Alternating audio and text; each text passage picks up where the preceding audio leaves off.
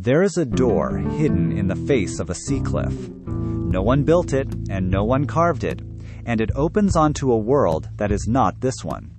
Tonight, the boy is going to touch it, walk through, and learn that everything he was ever told about himself was a lie. I have already lived what happens on the other side, the way I have lived all of it, from inside the people it happened to. When I last left the boy, he was frozen in a single second on that cliff, deciding whether to reach out. I open my eyes as him again, in that same held moment. The silence is not empty. That is the first thing I understand about this place. The frozen world between 1 second and the next has weight to it. A pressure that sits in the space where sound used to be, warm and present, like a held breath that belongs to something larger than me. I am suspended at mid-height on the cliff face, close enough to the rock that I could reach out and press my palm against it. The ocean below has stopped mid-surge, every wave locked in place, every curl of foam frozen at its peak. The prismatic light coming off my skin has deepened since the fracture hit, stronger than it was at the moment I fell, shifting through colors I still cannot name, pulsing with a rhythm I don't recognize as my own. My cortical link is quiet in a way it has never been quiet before. The last timestamp it showed was 2117, Thursday the 14th of November 2280, the moment the fracture hit. Out here, beyond the municipal grid, it normally shows network connection weak and holds on to whatever signal it can find. Right now it shows nothing. No advisory, no ambient feed, no soft chime of anything waiting. Whatever condition this is, the network has no category for it and nothing to say about it. The outline is still here, the shape that pressed itself out of the rock in the last moment before the fracture froze everything. No one carved it, and no one built it, but it presses out of the rock all the same, its edges pulsing in the same faint spectrum as the light still coming off my hands. It is warm. I can feel the heat of it without touching it. I study the shape. 4 edges meeting at right angles, a frame, a threshold, a door. I do not reach for it yet. Once I touch it, I will not be able to go back to thinking I am only sick. That is when I hear Soul's voice. It comes through the silence the way sound travels through deep water, stripped of its edges, arriving from a direction that does not correspond to any point in the space around me. One word, my name. The silence absorbs it before I can be certain I heard it. Sound cannot exist here. I know this the way I know the ocean below me has stopped moving. It is simply true, a condition of wherever I am. And yet, the word came through, and it came in her voice, and before I can hold on to it, the world pulls. The prismatic light pulses once, hard, and the cliff drops away. For one disorienting second, there is nothing. No location, no body, no sound. And then I am somewhere else, looking out through someone else's eyes. Echoes. I know it before I understand anything else. The particular quality of his stillness, the deliberate steadiness of his hands, the way he inhabits a room as if he is the fixed point and everything else is moving around him. I am looking through his eyes at the Meridian Sector 9 operations floor, and every holographic display on every station is doing something wrong. The operations floor is large and cold, lit by the blue-white of holographic displays cycling through data faster than the analysts at their stations can read it. 3 dozen workstations arranged in concentric arcs around a central monitoring column, a floor-to-ceiling holographic array that projects the sector grid in 3 dimensions, every ground station and atmospheric array rendered as a point of light in a structure that looks like a city map and functions like a nervous system. Every point of light on that grid is blinking red. The detonation has saturated the sensor array simultaneously. The central monitoring column has abandoned its normal display and is cycling through automated alerts too quickly for the analysts at their stations to act on them.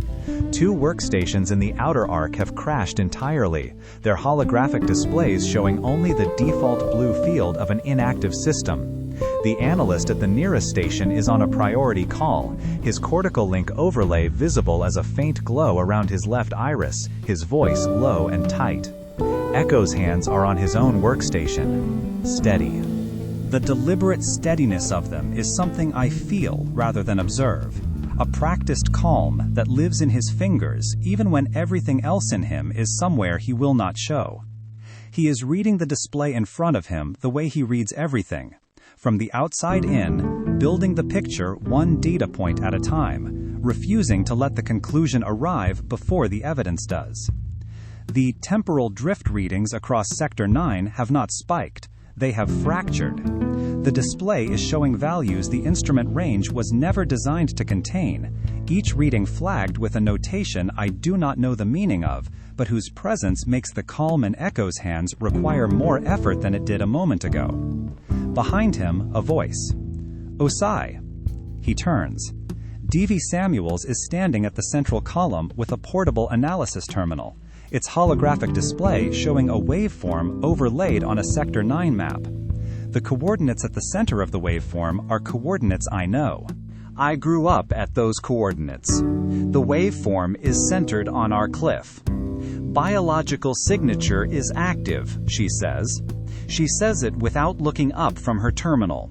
She says it the way someone says a thing they have been right about for a long time.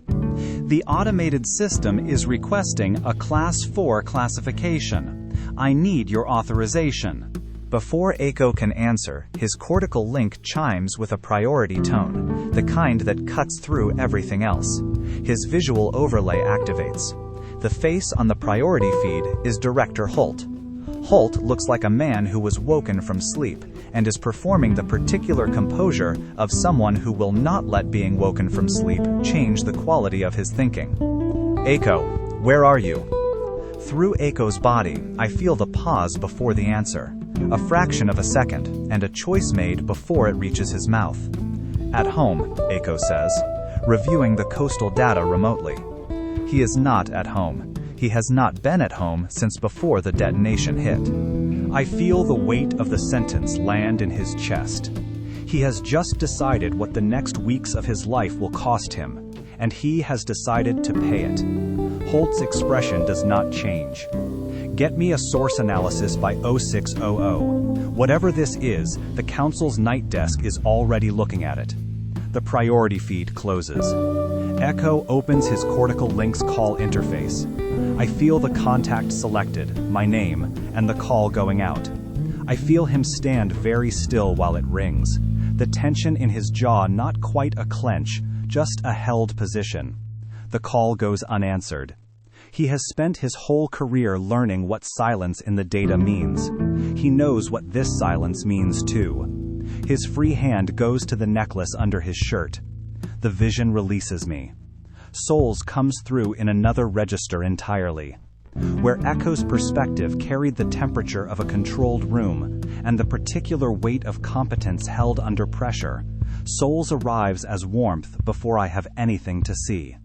The warmth floods through her chest, my chest, and I understand in the same instant that she has felt this warmth before, not tonight for the first time, but many times, that it is not new to her, but that tonight it comes with something attached that has never come before. She is in her room in her family's mid-tier apartment. I can feel the building around her the way you feel a building in 2280, the faint subsonic hum of the transit rail 2 levels below, the ambient processor exhaust cycling in the ventilation, the specific quality of filtered air that sits differently in your lungs than the heavier organic air at ground level where Echo's house sits. Her cortical link's ambient feed runs quietly in the background of her awareness, an evening news cycle, nothing flagged. Through the wall to her left, music is bleeding from Kari's room, a low percussion line that has been running for the last 40 minutes. The room carries the faint remnant of a vanilla candle that burned out hours ago. An ordinary evening, the kind that does not ask anything of you. Then the warmth floods all at once. Her cortical link's ambient feed cuts out, not a network dropout, just gone, as if something upstream of the municipal connection has been interrupted. Sound cuts with it, the music through the wall, the transit hum, the ventilation cycle. Total silence in a building that has never, in Soul's experience, been this quiet. Through her eyes, the ordinary evening ends. She sees the cliff, the frozen wave, the prismatic light pouring off someone suspended above a stopped ocean. She is looking at me. Across a distance that should be impossible, through a window that has no physical location in the world of transit pods and atmospheric processors and cortical links, she is looking at me. I feel what she feels, not for herself, but for me. The fear has edges, sharp and specific. She does not understand what she is seeing, but she knows with a certainty that lives below thought that I am in danger and that she cannot reach me. She screams my name, not a choice she makes, a sound that tears out of her before she can stop it. She raises her arm toward her cortical link's gesture interface and places the call. Does not wait for my voice before placing it again. The vision breaks. I'm back. The frozen world is exactly as I left it. The door outline pulses on the cliff face beside me. I reach out and press my palm against the stone. It is warm the way a living thing is warm. My fingers press against the surface, and the outline brightens along every edge, pulsing in rhythm with the light off my own skin. The rock does not dissolve. It opens, the way a door opens when something on the other side steps back to make room. I step through. The first thing I notice is the absence, not the silence. I have experienced the silence of the frozen world, and this is not that. This is the absence of connection. My cortical link, which has run in the background of my consciousness every day of my life, which has been my anchor to the municipal network and the ambient feed and the soft chime of weather updates and transit schedules and Soul's messages sent after midnight, my cortical link is not present. There is no signal. There is no advisory.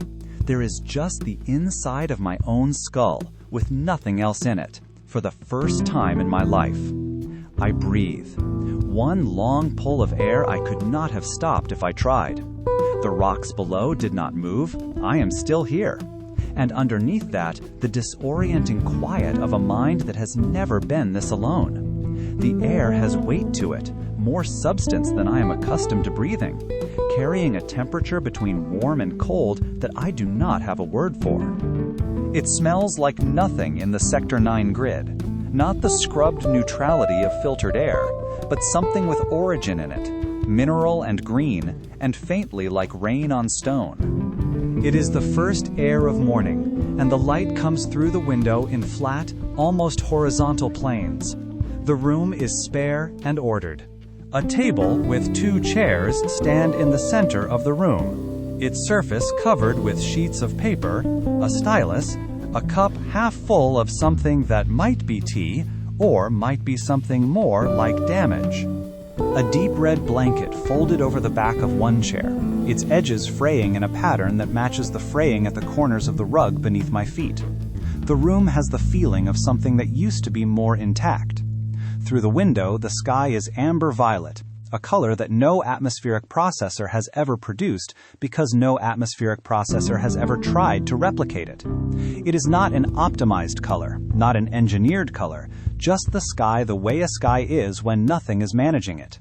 2 moons, both visible, their light falling at angles that don't agree and casting shadows that contradict each other.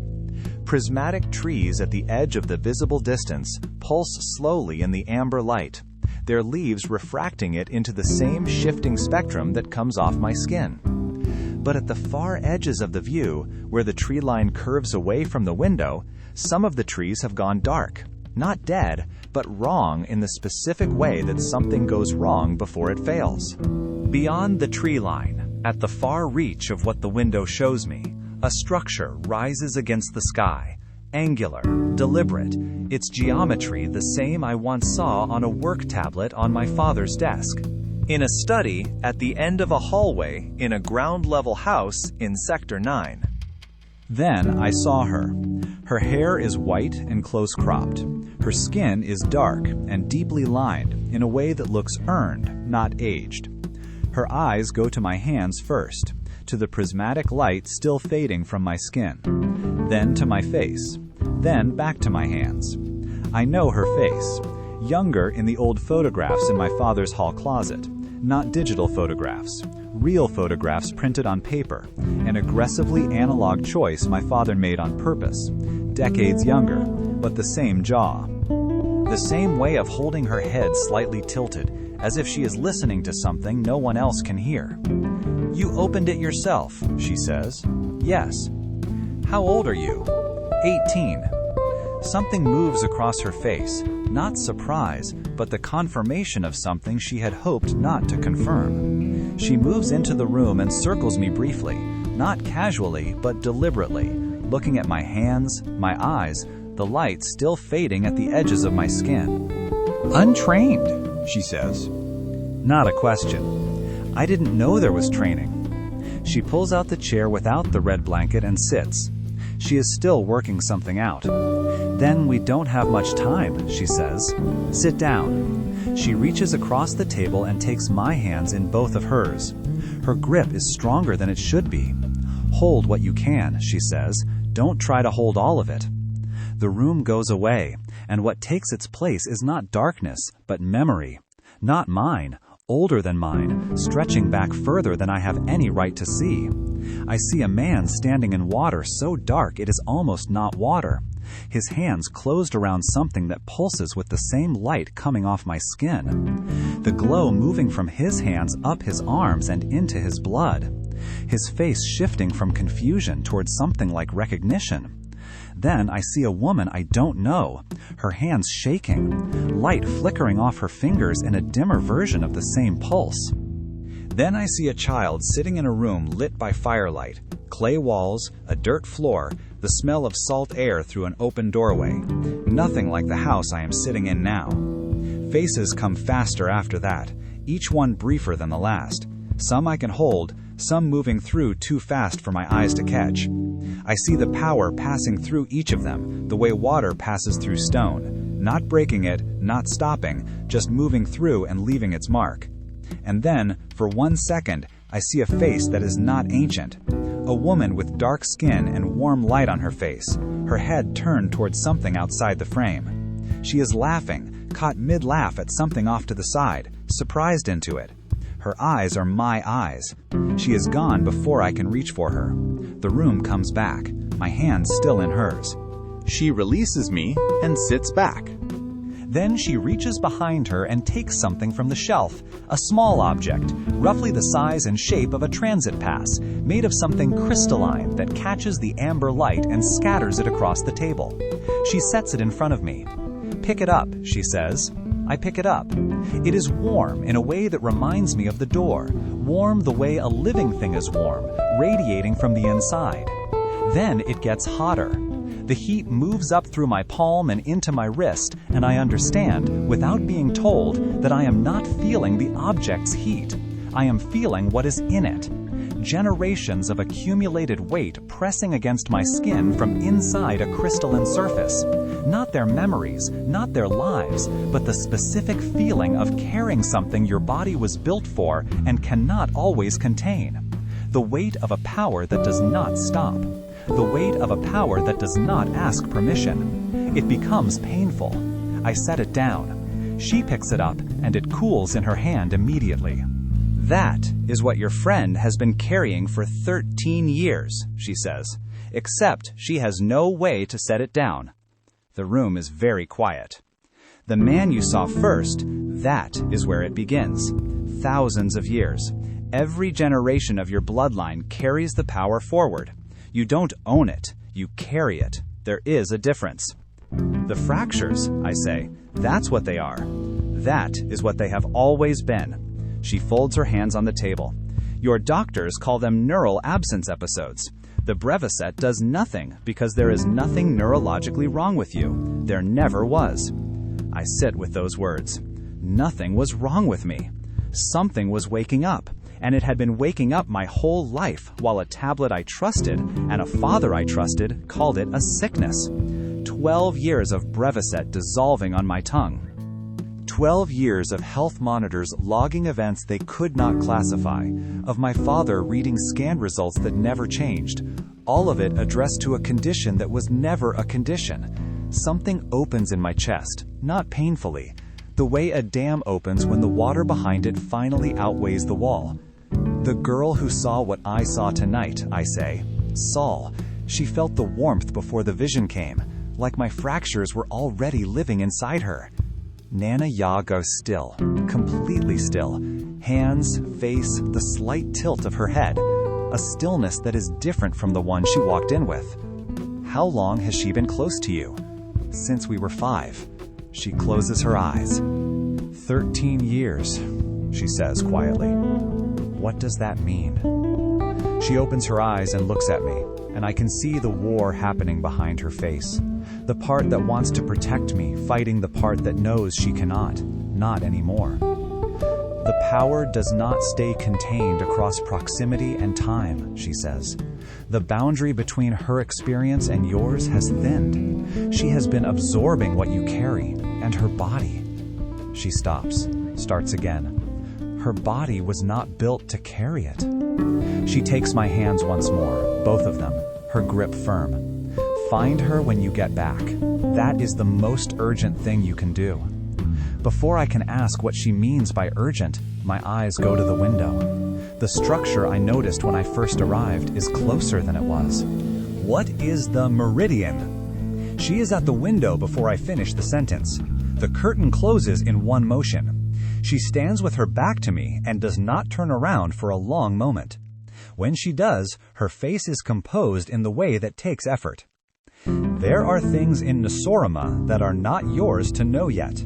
She returns to her chair as if the window does not exist. The certainty in her movement makes clear that the conversation has closed. The woman in the vision, I say, she had my eyes. A pause long enough to mean something. Not today. That's not an answer. No, she says, it isn't. She stands and moves toward the doorway. The connection between this place and yours is not meant to hold this long. Not with the power and the state it's in. I look at the room around me, the fraying blanket, the clouded jars, the wall at the far end where the material has begun to separate at the seams. This place is falling apart, I say. She stops. Yes, she says, and does not turn around. Go back, Jalen. The door opens. The pull comes immediately. The warmth, the heavy air, the amber-violet sky, all of it releases me between one breath and the next, and I am on the trail below the cliff, my feet on solid ground, my knees buckling as the full weight of my own body comes back heavier than it was on the other side, and the sound of the ocean returning in pieces, wave after wave, like a signal recovering after an interruption. My cortical link reactivates before the last wave completes its cycle. I clear the overlay and check the call history. 43 missed calls, 11 from Saul. They run from 9:19 to 10:02, close together at first, then spacing out. The way someone keeps calling and slowly stops expecting an answer. The sky above me is dark, later than it was. I look up at the cliff face. The door outline is gone. The rock is just rock, ancient and indifferent, as if it never opened at all. I had gone to Nsoroma to learn what was wrong with me. There was never anything wrong with me. That was the easy part to carry. The hard part was soul, 13 years of my fractures bleeding into her, and I never once felt her carrying them. I start walking. So the boy went looking for what was wrong with him and found out that nothing ever was. The thing everyone had called a sickness was the oldest part of his family, waking up. But the old woman on the far side of the door sent him home carrying something heavier than he arrived with. For 13 years his power had been leaking into the girl who loves him, soul, a little at a time, and her body was never made to hold it. I have watched this moment more times than I can count, and every time I want to reach into it and tell him to run. He only starts walking. He does not yet know how little time she has left. I am Kanea, and I carry this account so it cannot be lost the way its keepers were meant to lose it. If you need to know whether he reaches her in time, stay with me.